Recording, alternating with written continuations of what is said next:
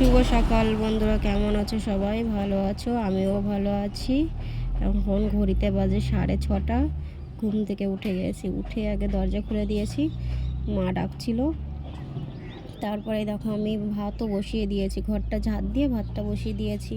আমাকে আবার দোকানে যেতে হবে, তাই লেট হয়ে যায় যদি, তার জন্য আগে ভাতটা বসিয়ে দিয়ে। এদিকে দেখো কলা পেয়ে গেছে, কলাগুলো সব সাইজ করেছি, কেটে ক্যারেটে করে রেখে দিয়েছি, দোকানে ওগুলো নিয়ে যাব।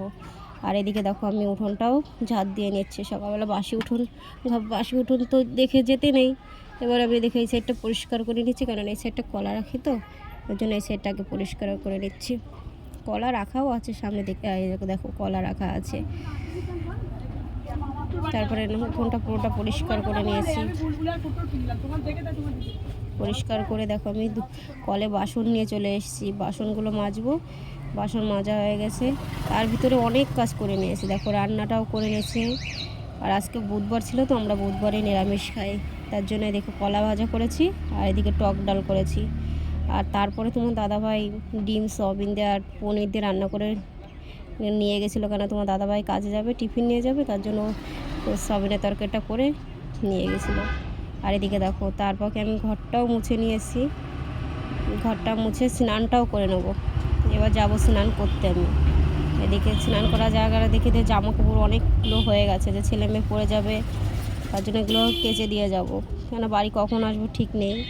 তার জন্য হচ্ছে যাই আগে জামা কাপড়টা কেচে তারপর স্নান করে দেখো রেডি হয়ে গেছে, আমি দোকানে যাব। তাই আজকে বুধবার তো, পুজোটা আমি আজকে দিতে পারিনি। আমার যাকে বলে এসেছি যে পুজোটা একটু দিয়ে দিতে, কেন অনেকটা সময় লাগে আমাদের পুজো দিতে। আর এদিকে দেখো দোকানেও চলে এসেছি, দোকানে এসে মাল সাজিয়ে দোকানে বসে পড়েছি। এবার আমি আজকে আবার মাল আনতে যাব বুধবার, তার জন্য মেয়েকে নিয়ে যাচ্ছে। আর মেয়ের করে বই কিনতে হবে, কটা জিনিস কিনতে হবে, ওই জন্য মেয়েকেও নিয়ে যাচ্ছি। আর এদিকে দেখো মেয়ে বলছে, মা আমাকে ওই প্যান্ট কিনে দাও একটা। তারপর দেখো মেয়ে বায়না করছে, মেয়েকে এই প্যান্টটা কিনে দিয়েছি। তারপরে দেখো এদিকে চলে এসেছি, দুটো জামার পিস ছিল মেয়ের আর আমার, তাই সে জামা দুটো কাটাতে দিয়ে এসেছি। আর এদিকে বাড়ি ফিরছি, অটোতে বসে আছি।